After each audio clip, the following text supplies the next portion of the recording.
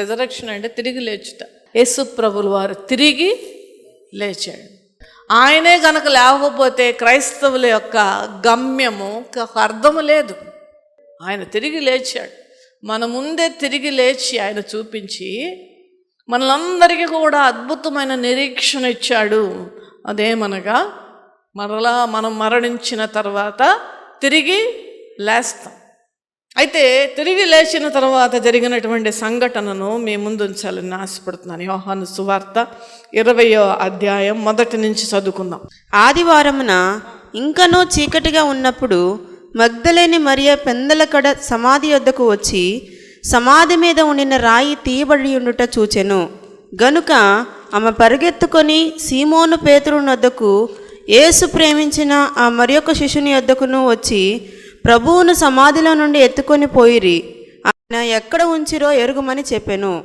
కాబట్టి పేతురును ఆ శిష్యుడును బయలుదేరి సమాధి యొద్దకు వచ్చిరి. వారిద్దరును కూడి పరుగెత్తుచుండగా ఆ శిష్యుడు పేతురు కంటే త్వరగా పరిగెత్తి ముందుగా సమాధి యొద్దకు వచ్చి వంగి నారబట్టలు పడియుండుట చూచెను గాని అతడు సమాధిలో ప్రవేశింపలేదు. అంతటా సీమోను పేతురు అతని వెంబడి వచ్చి సమాధిలో ప్రవేశించి నారబట్టలు పడియుండుటయు ఆయన తల రూమాలు నారబట్టల యొద్ద ఉండక వేరుగా ఒక చోట చుట్టుపెట్టి ఉండటయు చూచెను. ఎందుకు ఆ యొక్క సమాధి మీద ఉన్నటువంటి రాయి తీయబడుట చూచెను అనేటప్పుడు, ఆ యొక్క వేసినటువంటి రాయి దాదాపు చాలా చాలా టన్నుల బరువైనటువంటి రాయి. అది మనుష్యులు ఒకళ్ళు కానీ ఇద్దరు కానీ దొర్లించబడేటువంటిది కాదు. కొంతమంది కలిసిగా తీస్తేనే కానీ ఆ రాయి తీయలేరు. ఆ రాయి తీయబడుట ఉండుట మరి ఈమె చూచినప్పుడు ఏం చేసిందంటే, ఇక్కడ చూద్దాం. ఆమె పరిగెత్తుకుని సీమోను పేతురు వద్దకు, యేసు ప్రేమించిన మరి యొక్క శిష్యుడు. ఈ శిష్యుడు ఎవరండి? యోహాన్. పేతురు దగ్గరికి యోహాను వద్దకు వచ్చి ఏమంటుందండి, ప్రభువును సమాధిలో నుండి ఎత్తుకొని పోయేది, ఆయనను ఎక్కడ ఉంచారో ఎరగమని చెప్పాను. ఈమెకి ఉన్న కలవరం చూడండి దేవుని బిడ్డలారా. ఇక్కడ ఒక ఆశ్చర్యకరమైన విషయం ఏంటంటే, చీకటిగా ఉండగా వేరే సువార్తలు, మార్కు సువార్తలలో ఈమెతో పాటు ఇంకొంతమంది స్త్రీలు వచ్చారని వ్రాయబడి ఉంటుంది. దానిలో సలోమి అనేటువంటిది ఆవిడ, ఇంకొక కొంతమంది స్త్రీలు, వాళ్ళు సుగంధ ద్రవ్యములను కొనుక్కొని, చూసారండి ప్రభు మీద ఎంత ప్రేమ చూసారా. చాలామందికి ప్రేమ ప్రభు మీద వివిధ రకాలుగా ఉంటుంది. వీరు డబ్బులు ఖర్చు పెట్టటంలో కూడా దేవునిని ప్రేమించి ఆ సుగంధ ద్రవ్యాలు ఆయన శరీరములకు రాయాలని ఆ యూదుల ఆచారం ప్రకారం తీసుకుని వచ్చారు. అయితే ఇక్కడ మొట్టమొదట వచ్చినటువంటి వ్యక్తి మగ్దలేని మరియా. మగ్దలేని మరియా అని ఎందుకంటారంటే, నజరేయుడైన యేసు అనేటువంటిది అక్కడ ప్రజల మధ్య ఉన్నటువంటి డిస్కషన్స్ కనుక అలా వచ్చింది. ఎందుకనగా యేసు అనేటువంటి వాళ్ళు చాలామంది ఉన్నారు కనుక ఈయనకు నజరేయుడైన యేసు. అలాగే మగ్దలేని మరియా అనేటువంటి పేరు ఎందుకు వచ్చిందంటే, ఆమె మగ్దలేన్ అనేటువంటి ప్రదేశం నుంచి ఆమె వచ్చినది కనుక ఆమె పేరు మేరీ మ్యాగ్దలేన్, లేదంటే మగ్దలేని మరియా అనేటువంటి పేరు వచ్చింది. ఆమెకు 7 దయ్యాలు పట్టినాయి. దీని గురించి మళ్ళీ తర్వాత నేను చెప్తాను, ఆ 7 దయ్యాలు ఏవై ఉంటాయా అని. అయితే ఆ యొక్క 7 దయ్యాలను ప్రభువుల వారు ఆమె నుండి తొలగించారు ప్రార్థన చేసి. ఎప్పుడైతే ఆమెలో నుండి ఆ దురాత్మలు వెళ్ళిపోయినాయో ప్రభు కృప ద్వారా, ప్రభు ప్రార్థన ద్వారా, అప్పటి నుంచి ఆమె ఒక అద్భుతమైనటువంటి శిష్యురాలుగా తయారయ్యింది. దేవునిని ప్రేమించే శిష్యురాలుగా తయారయ్యింది. దేవునిని ఆరాధించే శిష్యురాలుగా తయారయ్యింది. అంతేకాదండి, దేవుడు ఎక్కడికి వెళితే అక్కడికి, ప్రభువుల వారు ఎక్కడికి వెళితే ఆమె అక్కడికి వెళ్ళింది. అంతేకాదు, ఈమె ప్రభు శ్రమలు పొందుకుంటూ ఉంటుంటే కూడా ఆమె అక్కడే నిలబడింది. ఆయన శిష్యులైనటువంటి వారు చాలామంది యూదులకు భయపడి పారిపోయారు. మమ్మల్ని కూడా ఏమైనా చేస్తారేమో ఆయన శిష్యులంటే. కానీ అవన్నీ కూడా ఆమె దగ్గరుండి ప్రభువుతో పాటు ఏడుస్తూ ఉన్నది. ఇప్పుడు ఎవరన్నా ఏడుస్తుంటే మనం కూడా ఏడవండి. ఎందుకు? వాళ్ళ బాధను మనం చూడలేక మనం కూడా ఏడుస్తాం. మరి ఇంతగా ప్రేమించినటువంటి వ్యక్తి ప్రభువుల వారు శ్రమ పడుతుంటే ఏడ్చుండదా? తల్లి ఎలా ఏడ్చిండో ఈమె కూడా అంతే ఏడ్చింది. అంతేకాదు, దాని చుట్టుపక్కల ఉన్నటువంటి వారందరూ, కొంతమంది స్త్రీలు ఉన్నారు, వాళ్ళందరూ కూడా ప్రభువుని విడిచిపెట్టకుండా ఏడుస్తూనే ఉన్నారు. చివరి వరకు కూడా ఆయనను ఆ యొక్క సమాధిలో పెట్టేంత వరకు కూడా మగ్దలేని మరియ విడిచిపెట్టలేదు. శిష్యులు అయిపోయింది కదా అంటే ఈవిడ కూడా అదే అనుకుంది, ప్రభువుల వారు మరణించారు, ఆ రోమా సామ్రాజ్యంలో జరిగేటువంటిది ఇదే, అందరికీ సిలువ వేస్తారు, చంపేశారు అంతే అనుకున్నారు. కానీ ఆయన తిరిగి లేస్తాడనేటువంటి మాటను అందరూ మర్చిపోయారు. ఈవెన్ ఈవిడ కూడా మర్చిపోయింది, శిష్యులు మరింతగా మర్చిపోయారు. అందుకని అందరు రిలాక్స్ అయ్యారు. కానీ ఈమె ప్రేమను ఇంకా వ్యక్తపరుస్తూ ఉన్నది. అదేమనగా ఆమె సుగంధ ద్రవ్యాలను కొనుక్కొని తీసుకుని వచ్చి ప్రభు యొక్క శరీరమునకు రాయాలని ఆ యొక్క సిద్ధపడి వచ్చారండి. పొద్దున్నే ఇంకా చీకటిగా ఉండగా, ఇంకా చీకటి. చూడండి, ప్రభువుని ప్రేమించే విధానం దేవుని బిడ్డలారా నేర్చుకుందాం మనం అందరము కూడా. వచ్చినప్పుడు శిష్యులు మామూలుగా రిలాక్స్ అవుతున్నారు. పరిగెట్టుకుంటూ వెళ్ళి చెప్పింది వాళ్ళకి, ఏమని? సమాధి అక్కడ ఖాళీ ఉన్నది, రాయి దొర్లింపబడినది, సమాధి ఖాళీ ఉన్నది. ఇక్కడ చూద్దాం. గనుక ఆమె పరిగెత్తుకొని సీమోను పేతురు వద్దకును యేసు ప్రేమించిన మరి ఒక శిష్యుని వద్దకును వచ్చి ప్రభువును సమాధిలో నుండి ఎత్తుకొని పోయారు, లేరు అక్కడ. అయితే చూడండి, అక్కడ వీళ్ళిద్దరు కూడా పరిగెట్టుకుంటూ వచ్చి తొంగి చూసి ఏం చేశారు, అక్కడ రుమాలు నారబట్టల యొద్ద ఉండక వేరొక చోట చుట్టబడి ఉండుట చూచెను. చుట్టబడడం అనేటువంటి ఒక మనిషి చేసినటువంటి పని అది కదండి, అందుకనే చక్కగా రాస్తూ ఉన్నారు. అప్పుడు మొదట సమాధి యొద్దకు వచ్చిన శిష్యుడు లోపలికి పోయి చూచి నమ్మెను, ఆయన మృతులలో నుండి లేచుట అగత్యమనే లేఖనము వారింకను గ్రహింపలేదు, తెలుసుకోలేదు. అయితే చూడండి, ఇక్కడ ప్రభువులు వారికి నన్ను మగ్దలేని మరియకు జరిగినటువంటి సంఘటన ఎంత అద్భుతంగా ఉంటుందో చూడండి. తర్వాత 11వ వచనం చదువమ్మ. మరియ సమాధి బయట నిలిచి ఏడ్చుచుండెను. ఆమె ఏడ్చుచూ సమాధిలో వంగి చూడగా తెల్లని వస్త్రములు ధరించిన ఇద్దరు దేవదూతలు యేసు దేహము ఉంచబడిన స్థలములో తలవైపున ఒకడును కాళ్ళ వైపున ఒకడును కూర్చుని, తెల్లని వస్త్రములు ధరించినటువంటి ఇద్దరు దేవదూతలు యేసు దేహము ఉంచబడిన స్థలములో కాళ్ళ దగ్గర తల దగ్గర కూర్చున్నారు. వాళ్ళు, అమ్మా ఎందుకు ఏడ్చుచున్నారని అడగగా ఆమె, నా ప్రభువుని ఎవరో ఎత్తుకొని పోయిరి. నా ప్రభువుని అనండి అందరూ, నా ప్రభువుని. ఎంత అద్భుతమైన మాట అండి ఇది. నా ప్రభువుని ఎవరో ఎత్తుకొని పోయారు. అక్కడే కూర్చుని అంతా అయిపోయిన తర్వాత కూడా ఇంకా ఆ ప్రదేశమును ఆమె విడిచి వెళ్ళలేని స్థితిలో ఉంది. హృదయంలో దుఃఖము, ఆయన మరణము ఎప్పుడైతే ఆ శాసించబడింది అప్పటి నుంచి ఈమె హృదయములో ఉన్నటువంటి ఆ భయంకరమైన వేదన పోటలేదు. అయితే ఏడుస్తూ ఉన్నది, నా ప్రభువును. ఎంత అద్భుతమైన మాట అండి. నా ప్రభువుని ఎవరో ఎత్తుకొని వెళ్ళిపోయారయ్యా. చూడండి, బాధ అంటే ఒరిజినల్ బాధ ఇదండి దేవుని బిడ్డలారా. ఒరిజినల్ బాధ ఇది. మీరు కుటుంబ సభ్యుల గురించి కానీ, మీకు రావాల్సినటువంటి ఏదైనా గురించి కానీ, ఇంకోటవని ఇలాంటి బాధలు అసలు అవి బాధల కిందే కాదు. మనం పడవలసిన బాధ ఏంటంటే, దేవునికి హితమైన బాధ ఏంటంటే, దేవుడు మెచ్చుకోదగిన బాధ ఏంటంటే, దేవుని గురించి బాధపడుట, ఆత్మీయ పశ్చాత్తాపం, దేవుని గురించి బాధపడట, దేవుని గురించి భారం కలిగి ఉండట అనేటువంటిది అద్భుతం. టాప్ లెవెల్లో ఉంటుంది ప్రభు దృష్టిలో. ప్రభు గురించి ఏడుస్తూ ఉన్నది, నా ప్రభువుని ఎవరో ఎత్తుకొని వెళ్ళిపోయారు. నేను ఇదిగో సుగంధ ద్రవ్యాలను తీసుకుని వచ్చాను ఆయనకు పోయడానికి, కానీ నా ప్రభువుని ఎత్తుకుని వెళ్ళిపోయారు. ఆయన కనీసం ఎక్కడ ఉంచినో చెప్తే నేను తీసుకుని వెళ్తాను అంటే ఈమె యొక్క ఉద్దేశము ఏమై ఉన్నది, ఒక బాడీని నేను తీసుకుని వెళతాను. యేసు ప్రభుల వారి హైట్ చాలామంది చెప్పేది ఏంటంటే దాదాపు 6 అడుగులు అంట ప్రభుల వారు. ప్రభు యొక్క శవాన్ని నేను తీసుకుని వెళతాను. అక్కడ తీసుకుని వెళ్ళలేదు, కానీ ఆమె హృదయములో ఉన్నటువంటి ప్రేమ ఆయన మీద నేను తీసుకుని వెళ్తాను. తర్వాత చూద్దాం. యేసు, అమ్మా ఎందుకే, మళ్ళా అదే మాట. అంత అద్భుతమైన మాట అండి. ప్రభు అండి కన్నీళ్లు చూచి ఊరుకునే ఉండే దేవుడు కాదు. ప్రభు చూడలేడండి. నీ కుమారుడు కానీ నీ కుమార్తె కానీ కనీసం మొహం మార్చుకుంటే నువ్వు సంతోషంగా ఉండగలవా? నీ స్నేహితుడో నీ స్నేహితురాలో పాపం ఏంటో ఇవాళ నాకు అట్లాగేనండి 3 సంఘాల్లో ఎవరైనా అలా ఉన్నా, లేదంటే నాకు తెలియనటువంటి వారు కూడా ఎవరన్నా నాకు ఫోన్ చేసి చెప్పినా అదే నడుస్తుంది నాకు. ఎందుకో తెలుసా?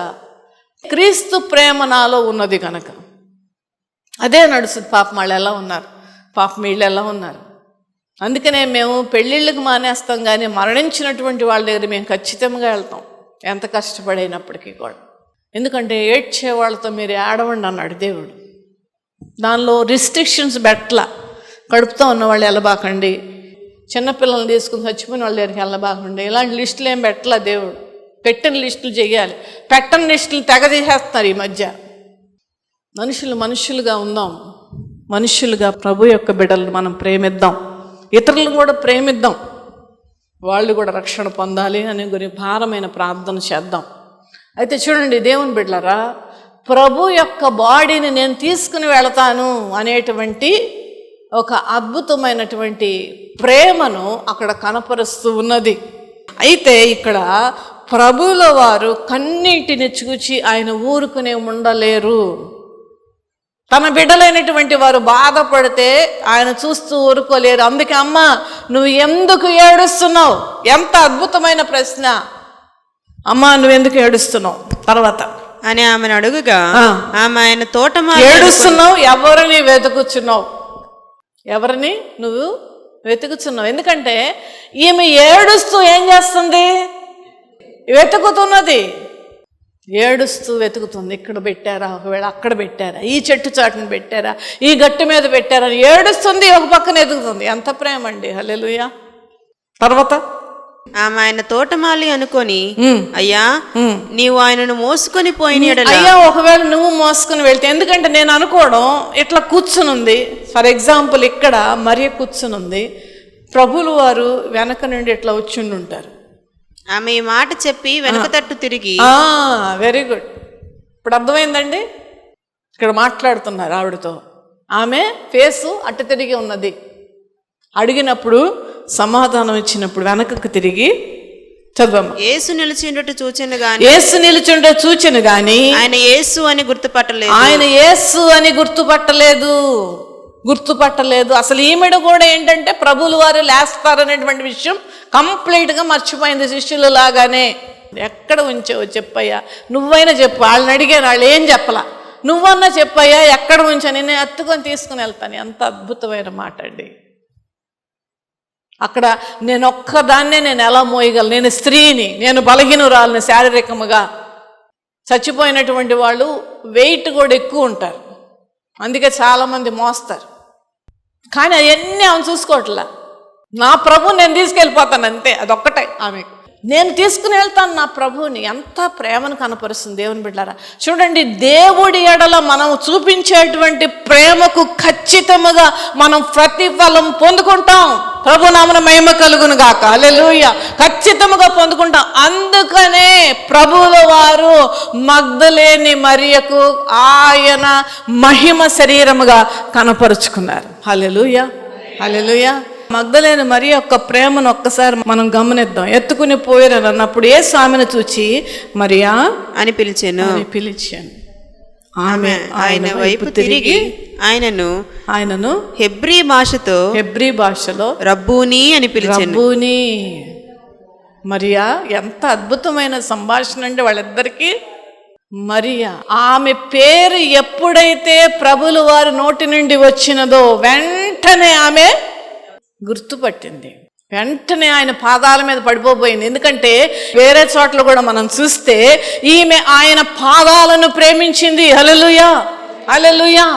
ఆయన పాదాలను ప్రేమించింది గనుకనే ఇదే సేమ్ స్త్రీ మగ్దలేని మరియా ఆ యొక్క అత్తరును తీసుకుని వచ్చి ఆయన పాదాల మీద వేసి తన తల వెంట్రుకలతో ఆయన పాదాలను తుడిచింది.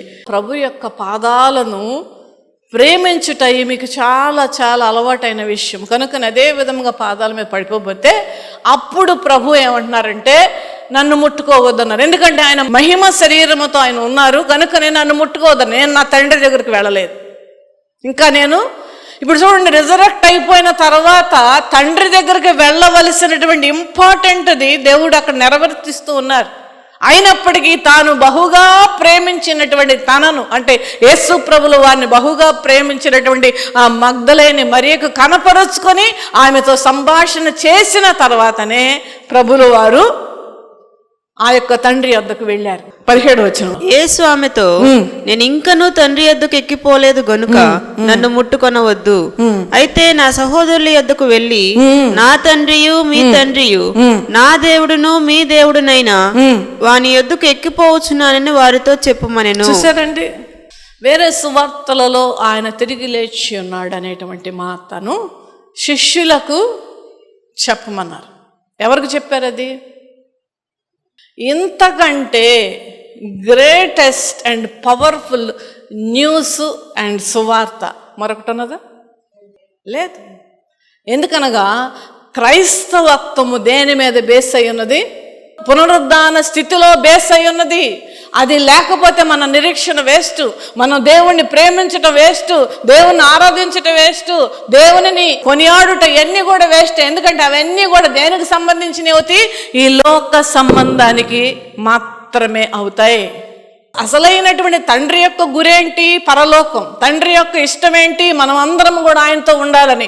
దేవుడు ఎందుకు తన ప్రాణాన్ని అర్పించాడు? మనం అందరం ఏడుపు లేకుండా, పండ్లు కొరుకుట లేకుండా, మరి ఆకలి కానీ దప్పిక కానీ లేకుండా ఆయనతో పాటు సమాధానంగా బ్రతకాలని ఆ అద్భుతమైనటువంటి పరలోకమును మనకు అనుగ్రహించాడు. కనుక నేను చెప్తున్నాను దేవుని బిడ్డలారా, ఇంతకంటే బలమైనటువంటివి, ఇంతకంటే మరి శక్తివంతమైనటువంటి న్యూస్ మరొకటి లేదు. అటువంటి సువార్త లేదు. ఈ సువార్తను ఎవరికి అప్పగించారు? మరియ స్త్రీనా పురుషుడా? మరి స్త్రీ వాక్యము చెప్పకూడదు సంఘములో ఎందుకు వ్రాయబడి ఉంది? ఇది ఈ రోజున నా యొక్క వాక్యం. కొరింథీయులకు రాసినటువంటి పత్రికలో అగైన్ అపోస్తలుడైన పౌలు తిమోతికి రాసిన పత్రికలలో ఈ మాట ఏమనుందంటే, స్త్రీ సంఘములో ఏం చేయకూడదండి? చూపిస్తాను చూడండి ఒక్కసారి. కొరింథీయులకు రాసిన పత్రిక 14వ అధ్యాయం 34వ వచనం. స్త్రీలు సంఘములో మౌనంగా ఉండవలెను, వారి లోబడి ఉండవలసినదే గాని స్త్రీకి మాట్లాడట. స్త్రీలు, వాక్యం చెప్పేటువంటి స్త్రీలు మాట్లాడుతున్నారా? సువార్త ప్రకటిస్తున్నారా? సువార్త ప్రకటించడం మాట్లాడటం అవుద్దా? మాట్లాడటం సువార్త ప్రకటించడం అవుతుందా? ఏం వాక్యం చెప్పారని అడుగుతారు కదా ఎవరన్నా. అంతే గనక ఏం మాట్లాడారని అంటారా? ఇంకొక రెండవ పాయింట్ ఏంటంటే, ఆ కొరింథీయులకు అపోస్తలుడైన పౌలు ఎందుకు రాశాడంటే, ఆ కొరింథీ సంఘములో, అక్కడ సంఘములో ఉన్న స్త్రీలు సరైనటువంటి వారు కాదు. వాళ్ళు ఏంటంటే సంఘానికి వచ్చి ఊరికి ఒకరికొకరు, మీ ఆయన ఊరు వెళ్ళిపోయాడా, వెళ్తా అన్నాడు, వెళ్ళిపోయాడు, అది మధ్యాహ్నం వెళ్ళిపోదామా, మధ్యాహ్నం షాపింగ్కి, లేదంటే మీ అత్తగారు నన్ను తిట్టిందా అన్నావుగా, పొద్దున బాగానే ఉందా, అన్నం పెట్టిందా నీకు, ఈ కౌర్లు అన్నమాట. అంటే అంతకంటే మించినటువంటివి అక్కడ జరుగుతూ ఉన్నాయి.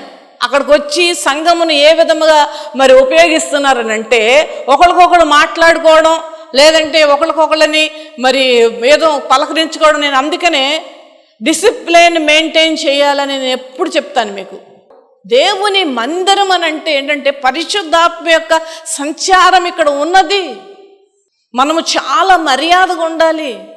మర్యాదగా ఒక కలెక్టర్ ముందో, ఒక మినిస్టర్ ముందో మన ఇష్టానుసారంగా ఉంటామండి? ఉండవు. అందరికంటే అత్యున్నతమైనటువంటి ఆ దేవునికి చెందవలసిన మహిమను మనము మందిరములో ఉన్నప్పుడు ఖచ్చితంగా మెయింటైన్ చేయాలి. మీరు చేస్తున్నారు. దేవుడు మిమ్మల్ని దీవించును గాక. Amen, amen, amen. కనుక చూడండి దేవుని బిడ్డలారా, ఈ యొక్క ఆ స్త్రీలు, ఆ కొరింథీయులు రాసిన ఆ పర్టిక్యులర్ స్త్రీల గురించి అపోస్తలుడైన పౌలు చెప్తూ ఉంటుంటే, దానిని తీసుకొని చాలా మంది సంఘములో స్త్రీ మాట్లాడకూడదు, సంఘములో స్త్రీ మాట్లాడకూడదని, అలా సువార్త చెప్పకూడదు అని ఎక్కడ కూడా ప్రభు చెప్పారండి? ఇక్కడ ప్రభు చెప్పలేదు, అపోస్తలుడైన పౌలు చెప్తున్నాడు. అది కూడా కొరింథీ సంఘమును చెప్తున్నాడు. ఇంకొకటి నేను చెప్తూ ఉన్నాను, మిరియము ప్రవక్తి స్త్రీ, దెబోరా ప్రవక్తి స్త్రీ. అంతేకాదు ఫిలిప్పు కుమార్తెలు 4 ప్రవక్తి, తర్వాత అన్న ప్రవక్తి. ఈ రీతిగా ప్రవక్తులు ఉన్నారు. ప్రవక్త, ప్రవక్తి అనేటువంటి పేర్లు ఎందుకు వచ్చినాయి అంటే, వాళ్ళు చేసే పని ఏంటంటే ప్రభు సన్నిధిలో గంటల కొద్ది సమయం గడపడం, ఏకాంతముగా ప్రభు సన్నిధితో ఏకాంతముగా ఉండడం అంటే ఏంటంటే, అప్పుడు ఏం చేస్తాడంటే ప్రభు మాట్లాడతాడు, తండ్రి మాట్లాడతాడు, పరిశుద్ధాత్ముడు మాట్లాడతాడు. ఏమని మాట్లాడతాడు? ఒక జరగబోయేటువంటి విషయం. చాలా మంది ఈ మాట్లాడుట దర్శనం అనేటువంటి చాలా మంది చాలా రాంగ్గా అర్థం చేసుకుంటారు. మామిడి పండు తినొద్దన్నాడు. అదేంటి వాళ్ళు ఉన్నారండి, ఉన్నారు. ఇది అంత రాంగ్. ఇది సొంత ఆలోచనలు. దేవుని బిడ్డలారా, మీరు అర్థం చేసుకోండి. నా మాటలు కాక మీరు కూడా ఆలోచింపవలసిందిగా నేను మనవి చేస్తున్నాను. అలాంటి వాటిలో దేవుడు మాట్లాడడం, ఇక అట్లా మాట్లాడుకుంటూ పోతే ఇంక పని లేదా దేవుడికండి? ఎంత ప్రపంచం, ఎన్ని కోట్ల మంది మనుషులను ఏ రీతిగా దేవుడు సంరక్షించాలి, కాపాడాలి, ప్రణాళిక చేయాలి. మాట్లాడతాడు దేవుడు. మాట్లాడినట్లు ఆయన నోరుండి మాట్లాడే దేవుడు, ఆయన చూచే దేవుడు, కార్యాలు చేసే అద్భుతమైనటువంటి దేవుడు ఆయన. నీ యొక్క ఆత్మస్థితిని బట్టి ఆయన రెస్పాండ్ అవుతాడు.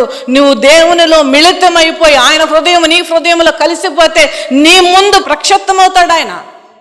హల్లెలూయా, హల్లెలూయా. నేను నడవవలసిన మార్గము నేను చెప్తాడు. ఎలా వెళ్ళాలి, ఎలా చేయాలి, ప్రతిదీ కూడా ఈచ్ అండ్ ఎవ్రీథింగ్ ఆయన చెప్తారు. అంతేగాని ఊరు వెళ్దామా వద్దా, ఈ పెళ్లి చేసుకుందామా వద్దా, ఈ చీర కొందామా వద్దా, ఈ పచ్చ చీరే రాత్రి కల్లోకి తీసుకొచ్చాడండి, అందుకే పచ్చ చీరే కొనుక్కోమన్నాడు దేవుడు. తప్పండి, ఇలాంటి మాటలు అనకూడదు. దేవుడు నామమును వ్యర్థముగా ఉచ్చరించకూడదు. ఒక్క ఆజ్ఞది.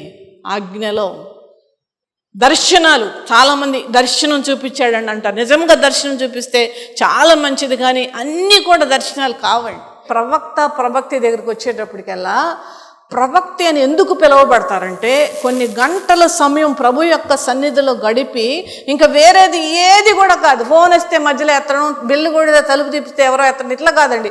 కొన్ని గంటలు ప్రభు దగ్గర గమనించుకొని ప్రార్థన చేస్తూ ఉంటుంటే ప్రభు ప్రత్యక్షమయ్యి, లేదంటే స్వరము ద్వారా తండ్రి అయినటువంటి దేవుడు, ప్రభు అయినటువంటి యేసయ్య, లేదంటే పరిశుద్ధాత్మ దేవుడు మాట్లాడతాడు. అసలు ప్రవక్తుల పనులు ఏంటంటే దేవుడు చెప్పినటువంటి మాటలను ప్రజలకు చెప్పడం, అది వారి మెయిన్ పని.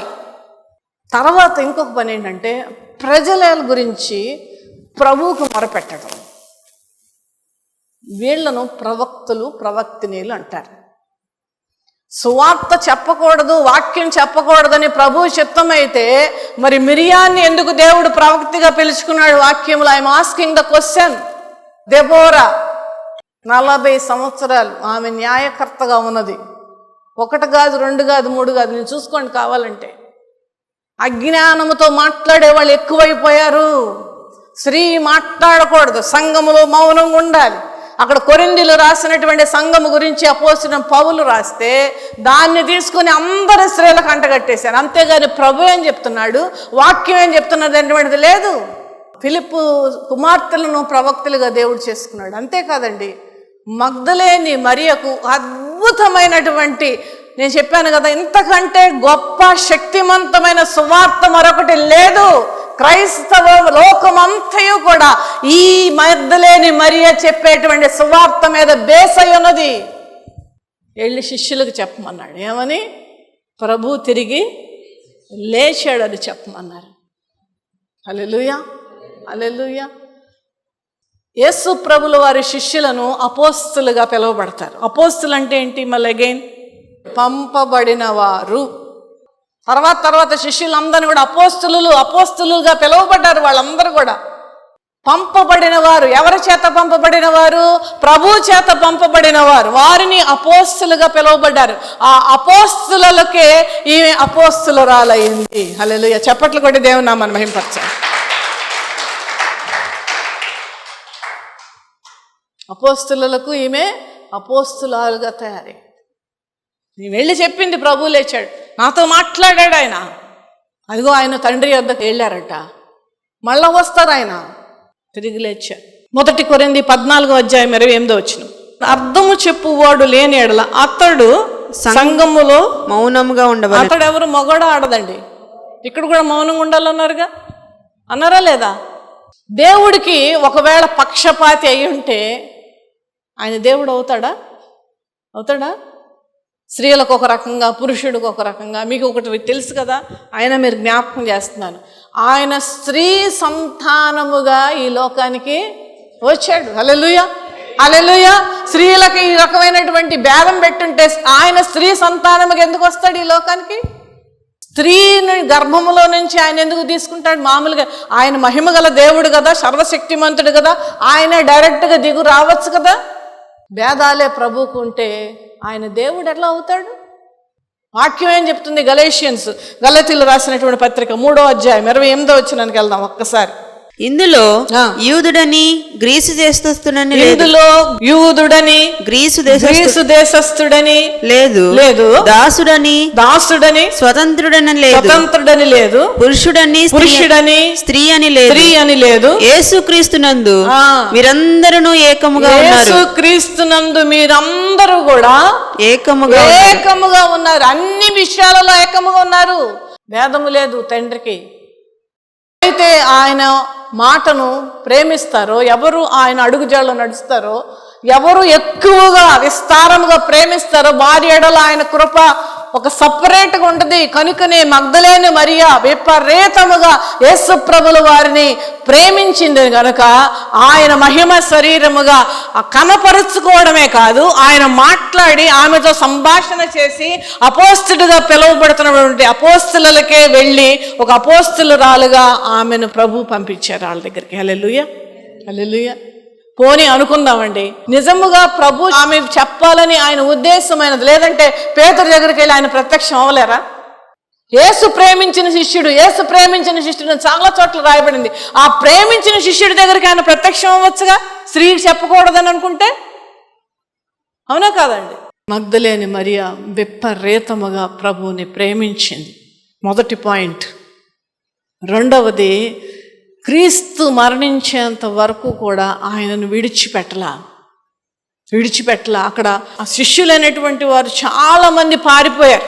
రోమా సామ్రాజ్యమునకు భయపడిపోయి, ఆ సైనికులు భయపడిపోయి వెళ్ళిపోతే ఆమె చివరి వరకు కూడా ప్రభువుతో పాటు కన్నీళ్లు కార్చిన వ్యక్తి. మూడోది చనిపోయారు కదా, అయిపోయిందిలే అనుకుని సర్దేసేసుకుని ఆమె సొంత పనుల్లోకి వెళ్ళిపోయి పడిపోలా. సుగంధ ద్రవ్యాలు కొని చీకటితోనే ఆమె లేచి వెళ్ళిందంటే అంతకు ముందు రోజే, అవునా, పొద్దున్నే తెల్లవారుజామున షాపులు ఉంటాయండి? ఉండవు. గమనించండి ఆమె చేసిన పని. సిద్ధపాటు ముందే, శనివారం నాడే, ముందు దినము నాడే ఆ యొక్క ప్రభు గురించి, ఆ యొక్క సుగంధ ద్రవ్యాలు కొనుక్కోవడానికి ఎంత సిద్ధపడిందో చూసారండి. అంటే ఏంటి? ఆమె మనసంతటిలో కూడా ప్రభువే ఉన్నారు. హల్లెలూయా, హల్లెలూయా. సుగంధ ద్రవ్యాలు కొనుక్కొని, సుగంధ ద్రవ్యాలు చాలా ఖరీదండి, సిద్ధపరిచి బ్యాగ్లో సర్దుకొని పెట్టి ప్రభు యొక్క శరీరమునకు నేను అప్లై చేయాలి. ఎందుకనగా అక్కడ కూడా ఆ యొక్క గృహములో ఆ యొక్క అత్తరు బుడ్డిని పగలగొట్టి ఆయన పాదాలను ఆమె ఆరాధించింది. అందుకనే ఆమెనకు ప్రభువులు వారు మగ్దలేని మరియా విపరీతముగా ప్రభువుని ప్రేమించింది. మొదటి పాయింట్. రెండవది, క్రీస్తు మరణించేంత వరకు కూడా ఆయనను విడిచిపెట్టలా. అక్కడ ఆ శిష్యులైనటువంటి వారు చాలా మంది పారిపోయారు. రోమా సామ్రాజ్యమునకు భయపడిపోయి, ఆ సైనికులు భయపడిపోయి వెళ్ళిపోతే ఆమె చివరి వరకు కూడా ప్రభువుతో పాటు కన్నీళ్లు కార్చిన వ్యక్తి. మూడోది చనిపోయారు కదా, అయిపోయిందిలే అనుకుని సర్దేసేసుకుని ఆమె సొంత పనుల్లోకి వెళ్ళిపోయి పడిపోలా. సుగంధ ద్రవ్యాలు కొని చీకటితోనే ఆమె లేచి వెళ్ళిందంటే అంతకు ముందు రోజే, అవునా, పొద్దున్నే తెల్లవారుజామున షాపులు ఉంటాయండి? ఉండవు. గమనించండి ఆమె చేసిన పని. సిద్ధపాటు ముందే, శనివారం నాడే, ముందు దినము నాడే ఆ యొక్క ప్రభు గురించి, ఆ యొక్క సుగంధ ద్రవ్యాలు కొనుక్కోవడానికి ఎంత సిద్ధపడిందో చూసారండి. అంటే ఏంటి? ఆమె మనసంతటిలో కూడా ప్రభువే ఉన్నారు. హల్లెలూయా, హల్లెలూయా. సుగంధ ద్రవ్యాలు కొనుక్కొని, సుగంధ ద్రవ్యాలు చాలా ఖరీదండి, చాలా ఖరీదు తెలుసా? పర్ఫ్యూమ్స్ చాలా ఖరీదుగా ఉంటాయి. సిద్ధపరిచి బ్యాగ్లో సర్దుకొని పెట్టి ప్రభు యొక్క శరీరమునకు నేను అప్లై చేయాలి.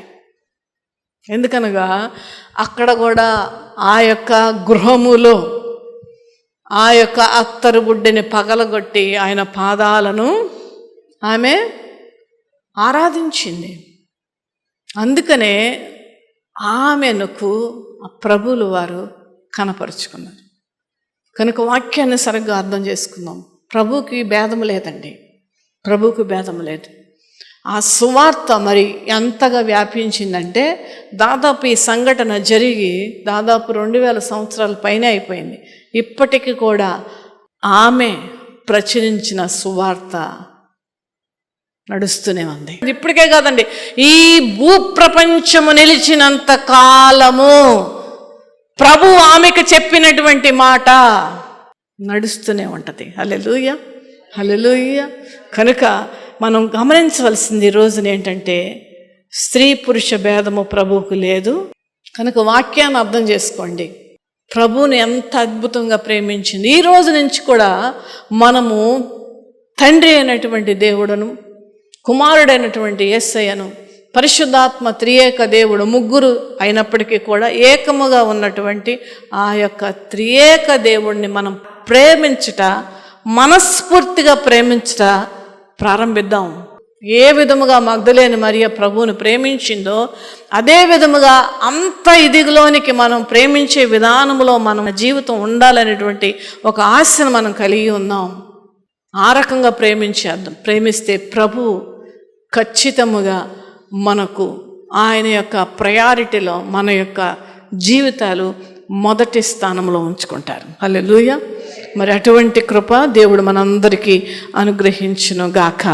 Amen, amen.